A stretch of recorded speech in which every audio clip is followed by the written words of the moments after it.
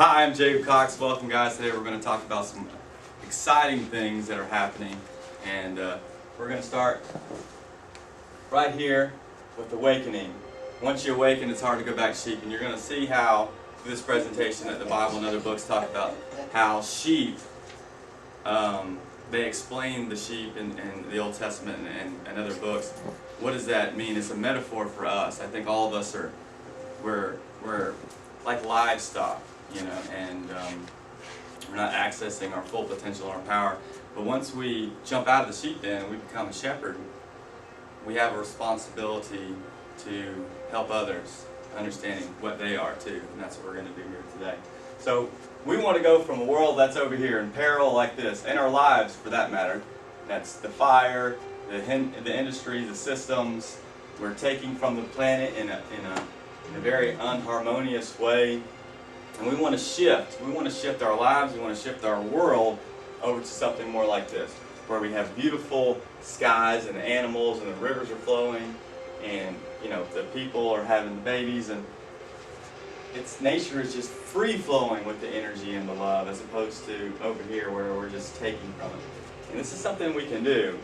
It's not so far into the future that it's not attainable. It's very attainable.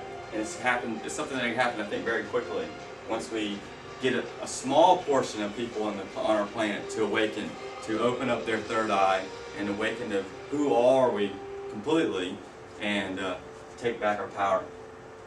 So we're talking about the third eye. We're talking about a mind's eye referred to in the past, which is actually today called a pineal gland, or pineal gland. It's called that because it looks like a tiny pine cone. It's actually in the very center of our brains. And I think this is what Jesus said in Matthew 6:22, where he said, if your eye be single, your whole body shall be full of light. We're finding out today that this gland actually glows. It transmits an energy of light around it when it's activated. And a scientist named Rick Strausson found out that activation is happening when we are born, when we die, near-death experiences, and high states of meditation. But back to the pineal gland. It's in the center of your brain. It does glow. I also think this is probably where the parable of the lampstand comes from. If you have this light inside of your body, it's at the top. It's not at the bottom. No, it's at the top for all to see. And we have to activate this lampstand again. The parables are about us. This is a picture of Rene Descartes. He called the pineal gland the seat of the soul, and I would have to agree with that.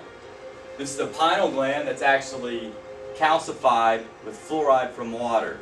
You know that our government and other governments around the world put fluoride because they say it's good for our teeth.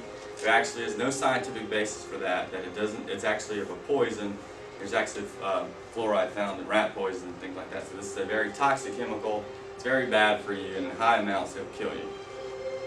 So we need to get it out of our systems completely, and I would start by drinking water that doesn't have fluoride put in it. Hopefully through movements, we can change this in our government to not put the fluoride in our waters. So the pineal gland is represented by the pine cone. This is the Vatican. This is a very large picture. And a person, you can see people back here, are very small to it.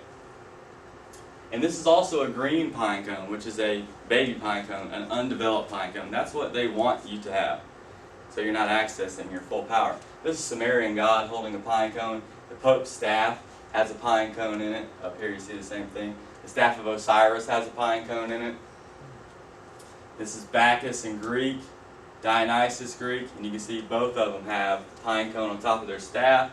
It represents that they are enlightened beings. They were considered to be gods. In Sumeria, you see the pine cone again. These people were considered to be enlightened gods. Shiva, and you see right here, his eye is single, his whole body is full of light. That's what this third eye, this Bindi, represents. Someone who has access to all the other dimensions because they've awakened their third eye. You also notice too, one thing that goes along with this is this bun on top of the head that represents enlightenment, along many other things that are in this picture that we could talk about all day. We're going to focus on the third eye and this bun of enlightenment. And you see it with many enlightened beings. Look how big this guy is. It's crazy. You see this with many enlightened beings in all cultures around the world. And so here's his third eye, and you have the bird man and the snake coming out, which represents this Kundalini energy. This is King Tut. Very important, the Kundalini energy, and we'll get back to that later. This is Akhenaten, also in Egypt. He has the snake coming out of his third eye, and he also has a crown on top of his head. This is Thoth, Birdman. So you see why I have the bird coming out of his helmet. That's his aura coming, stemming from his third eye. Buddha, he has the crown of life. He has the light that comes, once you awaken your third eye, the light isn't just inside your head, but it completely engulfs your body. It gives you an aura, this halo, which is in every religion, every culture around the world. You see people who have this. This is Buddha. His Kundalini energy is awake. He has a crown of life. His eye is single. He's also sitting in darkness, and those who sat in darkness saw a great light.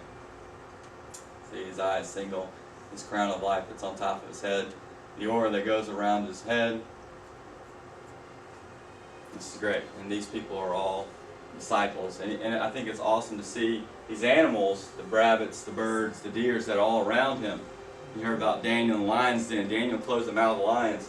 I think once you become enlightened, once you are aware of all that you are, and there is no hate, there is no anger, there is no evil intent inside of you, animals see that, they know that. And you can definitely see an animal walk up to you knowing that there's no fear, but you see a person who's running around a little too excited. Animals are scared of those types of people because those people are nervous. They're not accessing all that there is inside of them. So when you do that, you will have communion with animals, even plants, I do believe. And you see Buddha's aura around his body, his head, his bun or crown of life. This is Krishna. His eye is single. His whole body's full of light. He has his aura. He has a snake. He has his crown. There's many other things that we could talk about, but we're going to focus on these today. This is his whole family. I think it's noteworthy to say, look at his whole family has this whole crown on every single one of them. Confucius was said to have a misshapen head which looked like a crown on the top of his head. I like this picture. This enlightened being with his eyes single, his crown is transmitting his energy to his disciples, which all a disciple is. It's not that a person. I don't think that these people are creating followers. I think these people are creating equals, that we're equal to them. This is Jesus teaching his disciples, and again you'll see that the halo is not just confined to him, but it's to every single person. All the disciples have it. Of course his is a little different, but everybody had this glow around them. They were all on the path to being a Christ. This guy just was the Christ.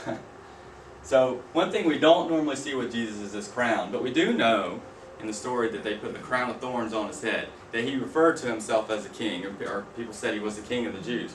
Why?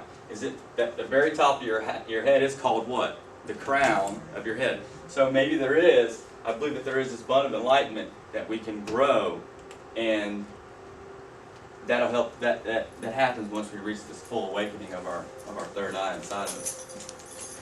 You can also see, I like this because you see his chakras, and you think about the 7 lampstands of the Bible and what they're referring to. It's the 7 Hindu chakras. And so the parable again is about you. But like I said, we don't see this in Jesus, but I think it's very noteworthy to say also too that this is a Jewish boy wearing a yarmulke on top of his head. Now to me, they've been wearing this thing for a long time. Why would a person wear something like this in a spiritual manner? Well, if Jesus had this bun of enlightenment, which is the picture of King Tut when they found him, what his head looked like, he had an elongated skull.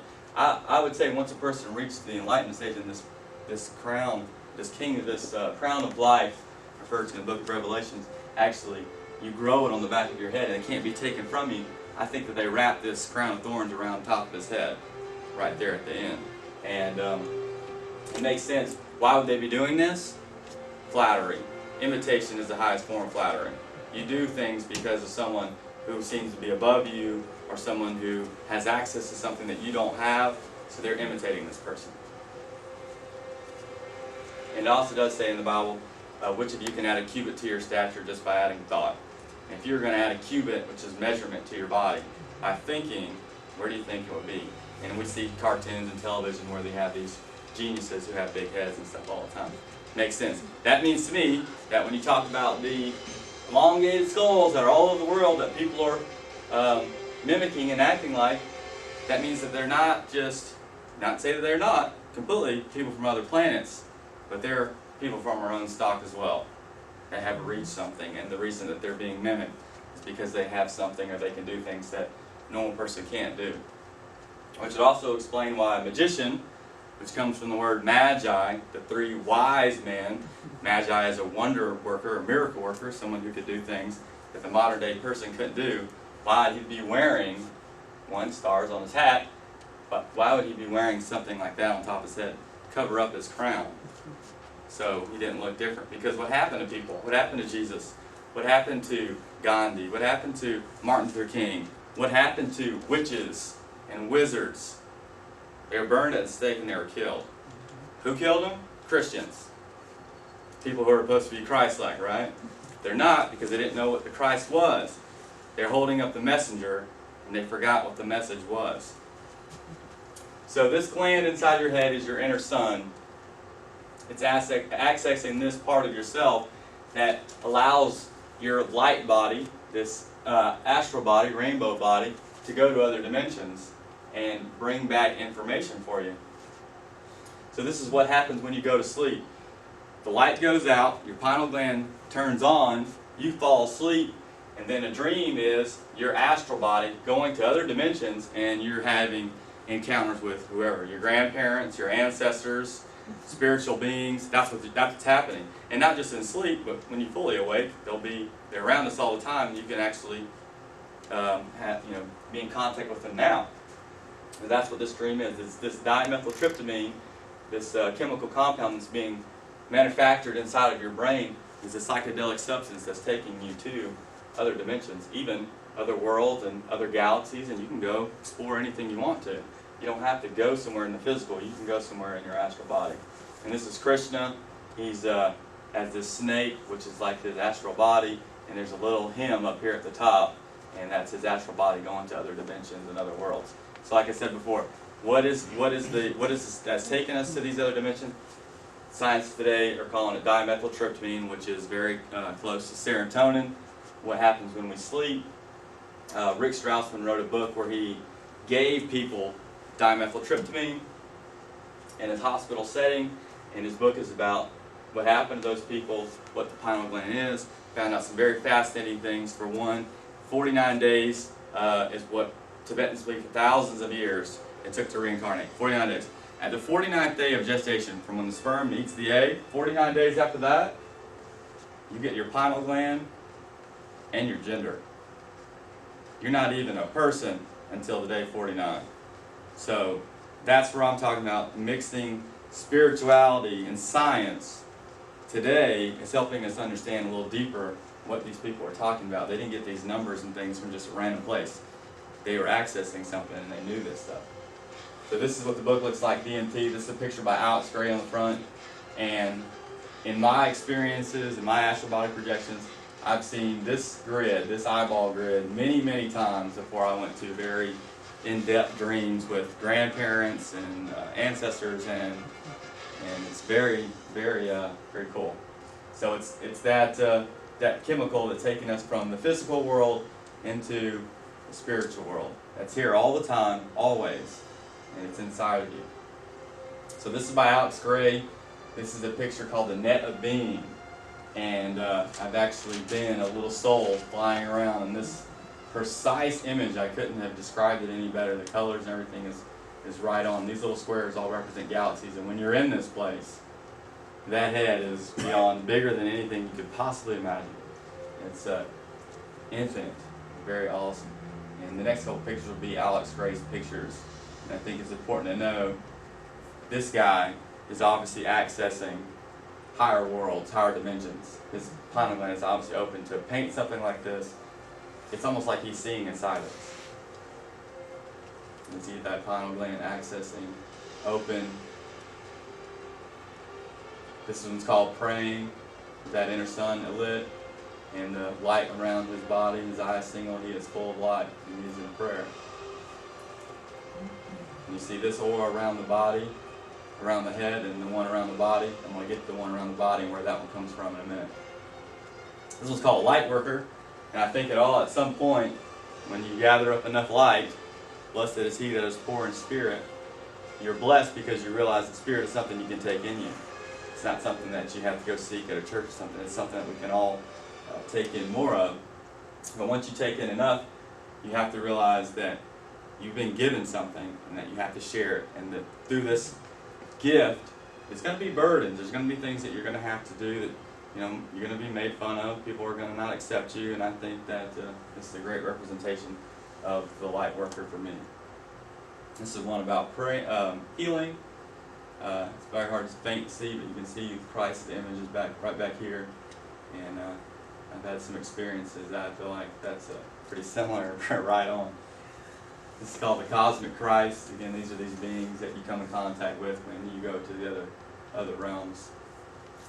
So this is what's happening. We're awakening. That's why you hear about the Great Awakening. That's why I hear people say, wake up to this, wake up to that. What are you waking up? You're literally opening up a mind, your mind's eye.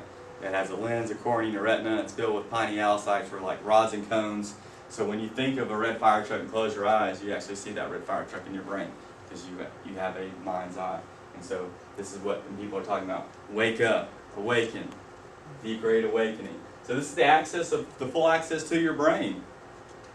This is almost like, since it's in the very middle, I believe it's like the bridge to the brain and being able to access more than the 5 to 10% that we on average access. Evolution didn't stop at us growing opposable thumbs. We have another 90% of the brain to illuminate. And that's good news, you know? Euphoric feelings. I mean, I think that's what we're in for here. So we have to let this light come into our brain, give up and surrender. I don't think faith is just holding on to what you think is true in your beliefs, but you have to let go. You have to let go and take that leap of faith and step into the unknown. And knowing that, guess what, you're going to be caught. It's all right to explore. It's all right to ask why. It's all right to guess. It's all right to say, you got something there? Let me see it. Show it to me. You know, that doesn't make you any less or any worse of a person. You know, be like a child and ask why. And once you are open up to this information, I believe that's when the information starts to pour into you. And they give you the spirit guides. Spirit allows you to have these deeper understandings and these epiphanies or revelations, aha moments, whatever they call them. That's the access of your brain. So normally you hear about we're a left brain society, which we are. It also represents the male side of things. We are a male-dominated society in which we are logical and we have analytical thought and very competitive. That's a very male thing. But we know that our body's made of 7 trillion cells, and we can't think about competition all the time. Because when you start to think about that, when you start to play in that game, your 7 trillion cells that work in cooperation no longer work in cooperation because each one of those cells is a little you. When they start to work in competition with each other, that's when you have your cancers, your diseases, and really there is no cancer and there is no AIDS. And when your cells act abnormally, that's when you have a dis-ease. Your body's no longer at ease. It's in competition with each other. We're fighting. This is mine. That's yours. We're in competition. No, you're in cooperation with each other. And we have to have, once we translate that into our mindset again, it'll also translate into our world. So we need to, so by opening up this pineal gland, by awakening, we're going to turn on this right side of our brain, which is the holistic thought, the intuition, the creativity, the art and music. This is our female side. So bringing those two together is going to literally help us make us whole, you know, to understand that. But it's not to say that the male side is any worse or the female side is better. They're both good. But if you're accessing just this one instead of this one, you would need to use the left side of your brain because you can't have a balanced brain by just having the right side or the left side activated. So if these are the female and the males in us, coming together as one, then we have to realize that the female is just as important as the male, that one is not more important than the other. They're actually working in cooperation together to be one. And I think that's what this combining of these two parts of the brain is. It helps us to become one, to eliminate the duality in the world, to becoming the gods and the goddesses that we all are. So the greatest discovery of our generation is that human beings can alter their lives by altering their attitudes of mind, and as you think, so you shall be. Our brains and our thoughts are energy, and they're very powerful. And what you think about, you become. What you pretend to be, you will become. So let's open up our brains. Let's use it all. Let's awaken, start new trends, start new understandings, and free ourselves from the mental slavery. Freedom is not owning guns and having the right to have a gun or having the right to do this. That's what the government wants you to think freedom is. But freedom is being able to access your mind, being able to access your heart and your full potential. That's what true freedom is. And when you do that, you can care less about a gun. You can care less about anything else that's going on, because this is the ultimate ride for us all, so to speak, that we all need to free ourselves from mental slavery and the limitations, the barriers that we keep around us. Because it's not like an enlightenment that we have to reach. You're already enlightened. You're already a beautiful, limitless being. It's removing of the barriers. That's what it takes to find that enlightenment. It's not something over here. It's already here with us. So now that we've awakened our pineal glands and we're using the left side and the right side of our brain in harmony, what's another big thing we can do? We can use our hearts. And one thing that's really cool about the heart is, when you talk about electromagnetic fields, the heart field is very much stronger than the brain. It's actually 5,000 times stronger magnetically and 100 times stronger electrically. So that's why when you see those pictures earlier, you have that heart field, the body field was bigger than the one around the head, because the electromagnetic fields around the heart are bigger. So we want to create coherence with our hearts and our brains. How do we do that? We have to live in love. This is the frequency of love. It's very balanced. It's very even. This is frustration. This is getting angry. This is getting mad at people. You can tell that the energy that it takes to make this wave pattern to this wave pattern is not in harmony. So we need to eliminate that and find a coherence between our hearts and our brains. So did you know that your heart emits electromagnetic fields? Of course, I just told you that. When we change according to our emotions, yes, absolutely. And did you know that your positive emotions create psychological benefits in your body, as do negative ones create negative things in your body? When you stress, you get wrinkles, your hair falls out, you get sick. When you live in love, when you feel in forgiveness, these things are eliminated completely. You don't have these things anymore. And that's what we need to try to be working to. So again, this is a little blown up of that representation earlier, how appreciation, you can see the heartbeat and the heart rates per minute, it's in harmony, and this is someone who's in frustration, who's angry, who things aren't working for them, and it's just a mindset, what you think. You just have to change your mind, and to change the psychology and physiology of your body, and to emit this love frequency that we all have in us, unconditional love that every single person has in them, and forgiveness and compassion for others.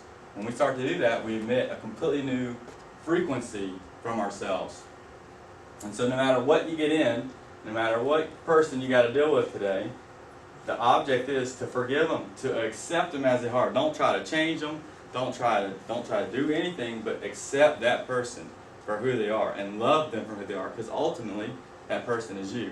And if you're finding someone that you come to terms with, you're finding a reflection of yourself, something that's already in you. If you're angry, if you're mad, if you want to fight, when you find that person who has that same vibratory frequency, it's going to pull it out of you. Not saying that it's them. They pulled it out of you. You got angry. You threw a punch. You got mad. So when we see other people who are love and divinity, we also realize that that's us too. And that's something that we can also be. So turn your hearts on. Have a strong heart. love unconditionally, have compassion for others, and no matter what everybody's doing out here, no matter what everybody's talking about, the news and the accidents and Korea's going to bomb us, okay, great. I'll be happy, you know what? The thing of it is, I didn't even know about this. Someone had to come tell me about it. I was like, maybe you should turn your TV off. They don't call it programs for nothing. They want to program your mind to be afraid, to be fearful. And if you're afraid, well then who can help us not be afraid? Well, the government can, because they can throw up walls and they can take tanks over there, and then we're safe. Well, you're not safe. You're just not accessing all of who you are. Be happy, be loved, no matter what, because in this moment, right now, you can only be one of two things, positive or negative, in some degree of each one. Super happy, super loving, or super angry, or super mad. So be loved no matter what.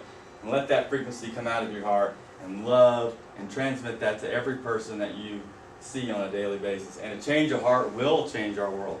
Absolutely. When you change yourself, when you change your heart patterns, it's like giving the world a hug. You're literally giving everybody a hug. I mean, it's just so much more enjoyable. Life is so much more enjoyable when you're not thinking about the little things and you start to pull yourself out and see the bigger picture of it all. So open up your heart and let that love out. Let your love shine. And, Jesus said, and I've heard of Christianity, but I'm not trying to shove Christianity down your throat. It's just what I was growing up and what I was taught. But I found the same teachings in Buddhism and Hinduism and everywhere else. It said to love everyone as I have loved you, and then you will know you're my disciples. That's it. You don't have to go around telling about you're Christian. You don't have to tell about you're Buddhist. You don't have to tell you're Hindu.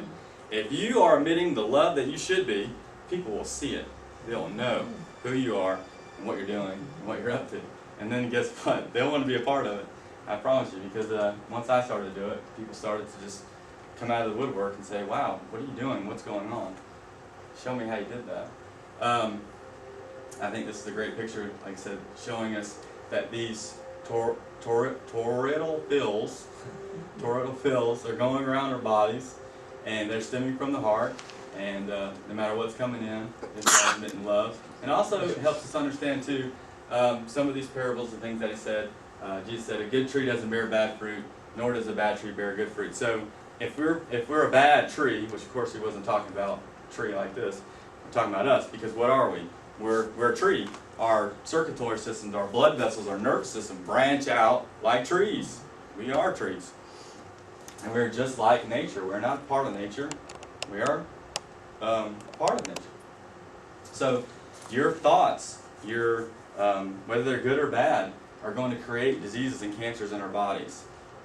So don't, it's obvious that if someone's in love with themselves, in love with life, they're not going to have these diseases because their body's at ease. So I think that helps us understand what he was saying when he said that, a good tree doesn't bear bad fruit. We know he wasn't talking about trees, he was talking about us. But if you're a bad person, if you are evil, if you're manipulative to other people, all these things, they're going to have a detrimental effect on our bodies. And so these are pictures from the Heart Math Institute that show us these toroidal fields that go around our hearts, and show us that this is something that we all can do. We can all turn these fields on, but when you don't, and your field is smaller, then those things that come at us, those sickness and disease, are going to be much more easy to attack us when our fields aren't at, when the fields are down, of course things are going to get in. So if you have a strong heart and you have a strong brain, and you don't need a program to tell you what to do and what to think, you take your power back and things can't get inside to do damage. Again, these are just electromagnetic fields of heart. So you see this toroidal field, this toroidal pattern. This is how energy manifests also. And it's part of us. So we see that in the magnetosphere of the Earth. The magnetosphere, this magnetic field that's around us, it's around Earth, and it's around pretty much all living things. This is an apple, and there's no doubt you can see that toroidal field in the apple. It's in our galaxy. Stars like Torus has actually made this pattern where they go up and down and up and down. And we've seen that with our telescopes today around the galaxy. And I think it's even funny too that when you think about time in general, you think of that the hourglass. in which time flows down through the hourglass. And here is electromagnetic, like an iron bar with electromagnetic iron filings around it. And you can see how when you're an egg and your body starts to split through mitosis and all those things, that you are splitting because of these magnetic fields inside of you. So before you're even born, you're an electromagnetic field. Each person has this field around every single person. Again, some are going to be bigger than others, some are going to feel more than others, and that's why when you're around certain people, you feel good, or you don't feel good, because that person has a field around them that you're picking up. You're transmitting that energy from them into you. So you use your intuition, and is this person a good person to hang out with? Is this person someone I should stay away from? Are they from a higher good or not? Another great picture of the toroidal field around us. And so it shows us that we have electric circuits in our body, and what people call chi, prana. That energy is in our body, and when we're in fear, we're not experiencing the electricity in our body that we should be. And this is like the caduceus you see in the medical sign. That's also the energy, the Kundalini energy that's spinning the chakras in our body. We'll get to that in a minute. So anyway, this heart energy, this love energy, has the direct effect on the DNA. And we actually have 20 out of 64 amino acids that are currently turned on. That's less than half. So we're accessing a very small portion of our brain. I believe we're also accessing a very small portion of our hearts, and we're accessing a very small portion of our DNA. I don't think anybody put us here to access such a small amount of ourselves. So again, it shows us that there is some mission, there is something that for us to do in this lifetime that we are supposed to understand and come to terms with, to figure out. This heart field actually turns on these amino acids. When you live in love and compassion, that frequency is able to touch more of your DNA and hit the switches and actually turned on, which is very incredible. Why someone would tell you to love everybody as I have loved you, which is an unconditional love, because it does something to your body. It's just not a great philosophy. It actually is something that will do something to you. And so this love has a direct effect on our DNA, as well as the molecules that we're made of. And like I said, I told you that before, when our molecules are working in competition, that's when disease happens. And when they're working in cooperation, we're going to be a body that's at ease. So there's your DNA. Activating as we speak, as we have this conversation, as we talk about these things are turning on. This is a crop circle, and what I find very important, no matter what person or entity or however it's happening, these crop circles have profound meanings to them. And this is one DNA. This one right here is a picture of a triple helix DNA. And we've also found the quadruple helix very recently in cancer cells, and people are saying, understanding that quadruple DNA is going to help us to eliminate cancer. But it helps to show that we are double helix, as we know, but there are obviously seems to be other life forms that have triple or quadruple or maybe 12-stranded DNAs. And so hopefully, this science is brand new, and we're learning as we go. And hopefully we'll be able to turn our DNA into something more spectacular, something a triple helix or a double or quadruple helix. So this upgrade of our DNA is very important to understanding who we are. And it's very important to note that this DNA, this double helix strand, looks very much like a ladder, and these are rings, right? And so if this part right here was broken, because it's one of the 26 amino acids that we don't have turned on, so it's not together. If that was a ladder, you wouldn't be able to climb it. You wouldn't be able to climb to the top, because the rings in the ladder are damaged.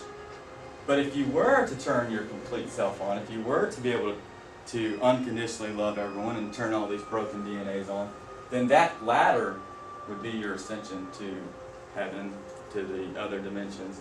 And that to me is why Jacob's ladder was not some metallic ramp that aliens came and sent it from, but it was actually something inside him. And Jesus does say the kingdom of heaven is within us. And so if he turned his whole DNA on, then he was able to access the higher dimensions through climbing that ladder and ascending and descending back down to his body, because he was fully awake, fully activated. So this activation does something to us. It changes us, and it changes people quick. And that's why I think that you will never find a missing link. There's never going to be something that evolves into something over millions of years. The changes are abrupt, like butterflies, like a metamorphosis. A butterfly is a completely different species, the caterpillar, and then not too long after that, what emerges out of the cocoon is a butterfly. It's something completely different. I think that's what happens. I think something completely different is about to happen to to mankind. That we're about to evolve into a triple helix or a quadruple helix being with multi-dimensional aspects of yourself, being able to access far higher dimensions of our brain and our hearts. And so, what the caterpillar calls the end of the world, the master calls a butterfly. So if you're thinking that all these things are happening, North Korea is going to kill us, and these people are coming to get us, and whatever, and the world's coming to an end, you're not seeing the bigger picture. You're living in fear. And to know that the good things are to come, and that's right around the corner, is what the master calls a butterfly. I think is very important. It's a book by Bruce Lipton, who talks about this spontaneous evolution of ourselves and our positive future and how to get there from here. And I think it's a great read to try out. It also explains the phoenix. The phoenix rises from the ashes. It transforms. It transmutes. Whatever in the fire, and it comes out. So it's almost like us. We are this cocoon. We are this metamorphosis of ourselves into becoming different beings. So we're evolving. We're changing. There's no doubt about it. You can't say things adapt. You can't say things evolve. They change. They understand things better. We are evolving at an incredible rate right now, faster than we ever have before. This is from Thoth the Atlantean. Man is in the process of changing the forms of light that are not of this world. And I agree.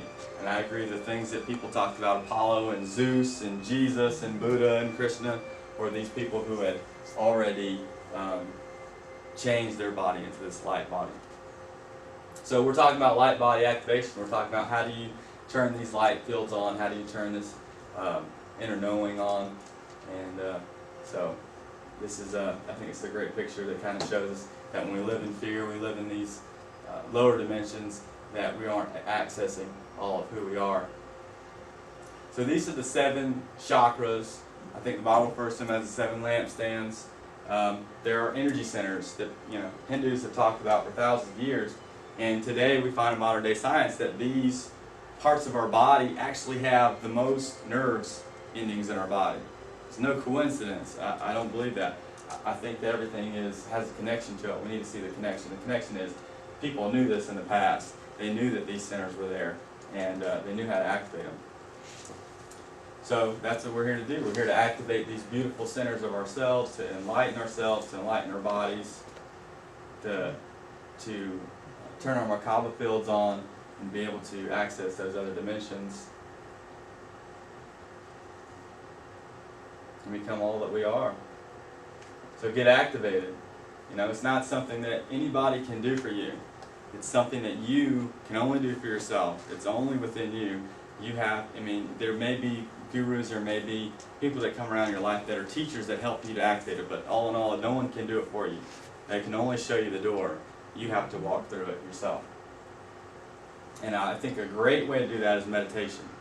It's not necessarily sitting here, with your legs crossed, humming to, Indian chants or whatever it is, or flutes, or I think that it's just taking your time to go in your room, close the door, turn the lights off, and anything that, the bills and all that stuff that throughout the day that, burdens you, let it go. And go inside and access who you really are and love yourself. And think about, why is it that this person did this to me? Why is it that I have this problem with this person? Why is it that this happened to me? And you start to ask why, and I think you start to get answers. You have to go in, and you have to find that. So meditation, like I said, is the ultimate way to go into yourself, to know thyself, to know who you really are, and to start shifting yourself. And when you shift yourself, you are going to be creating a better world. Because there is no reason to go out into the world and try to start some kind of benefit to humanity or whatever. That's a great thing, but the greatest benefit to humanity that you can give is to be the best you can be, all day long.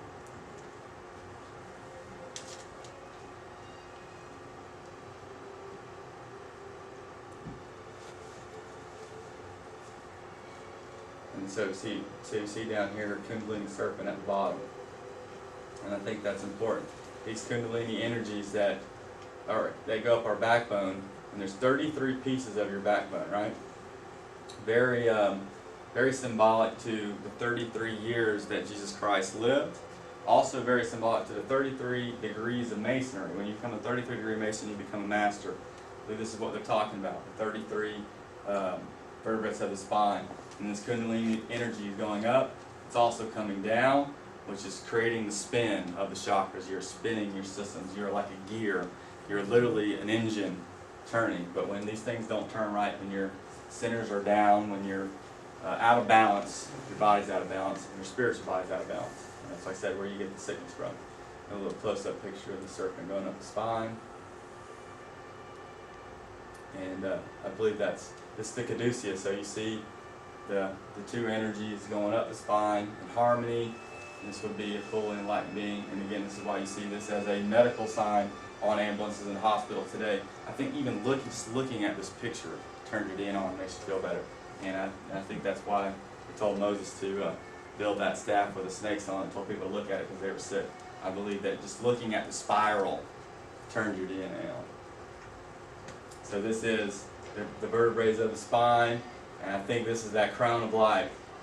And you see it looks like a crown if you could kind of think of it in 3 dimensions. But I believe that is a person who would be fully awake. And then it kind of gives a new meaning to the eyes in the back of your head, doesn't it? So full access of your third eye, full access of your DNA. It's just, life is just going to be, it's going to get amazing. Things are going to get better for you. Things are going to synchronicities are going to happen for you, where things that you say manifest in the physical. Books that you read, the next book that you read will have very similar things. I started to find many things like that. I started to say things that happened, and they just ended up being right there, and it was a pretty incredible thing. So I think when you do these things, you start to see something else that happens in the universe. It starts to move around things for you. Just for example, I told my mom and dad we were going to church one day, and I was just telling them things that I had understood, and I'm pretty good with the Bible. And so I told them, even there's that Bible verse that says, look to the left, look to the right, but you hear that voice in the back of your head telling you what to do. That's the one you should go with. And that was the last thing I said. And my parents were like, all right, well, time to go to church. All right. So we walked in and we sat down, and my mom, there's a Bible right next to her, and she picked it up and she opened it up, and inside that Bible was a bookmark that said that exact same thing on it. And I thought that was pretty incredible. And she was like, look at this. And I was like, I told you. I mean, what is it? Is that an angel? Is it God? What is it? I don't know what it is, but I know it's divine. I know that it's something higher showing us that there's something else there that we need to pay attention to. When you pay attention and you do the right things, and you listen to that intuition, these synchronicities build up, they get bigger, things start to happen for you, and it's an awesome thing. Life just gets better, I think. It's just awesome and amazing. You feel full of joy, and you feel full of happiness, and you just want to share it with everybody else. But be careful, because when you share it with somebody else, people will put you down. They will try to put you on the spot, and you will have to carry that burden of being a light worker.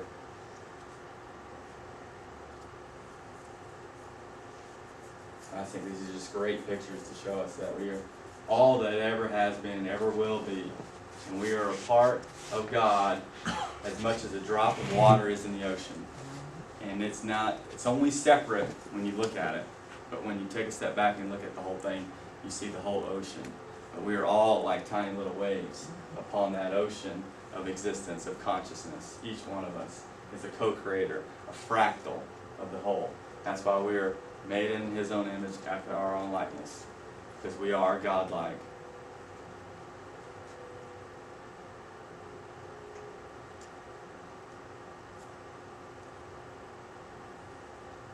And so, if we all are this multidimensional cosmic Christ being, then we all can ascend, right? We all can ascend into these higher dimensions, and therefore there have been many stories. There's 180,000 in Tibet alone of people who spontaneously bursting into the rainbow body, and some of them walking up to heaven as their clothes fell down to the earth. Lots of stories. Jesus is just one, but there are many other stories of people in history and around the world, and many other cultures of people ascending into heaven, and I think that's very important. So that helps you know too That there are powerful, loving, and wise spiritual teachers always watching over us and guiding us. They're over there all the time. And they could care less about Christianity and Hinduism. You know, they're working in cooperation with each other. And so I think that's what we need to stop and say. We need to work in cooperation with everyone else and start to see one humanity, one world, one love, and stop seeing the differences, because we are way more alike than any of us could ever be different. So I think that's some very good news, that there are these people out there who have done it before, and there'll be people who will do it afterwards, and we'll keep on doing it for some time. And I think that it's very good news to know that if this is possible, if what I'm saying is true, in our near future, we're going to see some people like this. We're going to see some people who can do miracles, who can, you know, heal people without scalpels and technologies and things like that. I think that would be an amazing world to live in if we didn't have to work as hard as we had to. If we didn't have to imagine what kind of healthcare plan would that be? You know what I mean? Imagine, oh, you got to get on the Obama plan or whatever it is. But no, you can just go to the Christ plan and you can be healed from everything you have, and you can heal others from everything that they have as well. You just faith. You just have to have enough faith to do it. So remember, we are all Buddhas. We are all Christ. We're all Mohammeds. We're all Allahs. We are all infinite energy. There is no end to us, and we will always be that. And there's no dying. There's just a transformation of energy from this body into another body. And so remember, we are not human beings having a spiritual experience. We are spirit beings having a human experience. And I think that's very important. So thank you guys for coming. I appreciate you.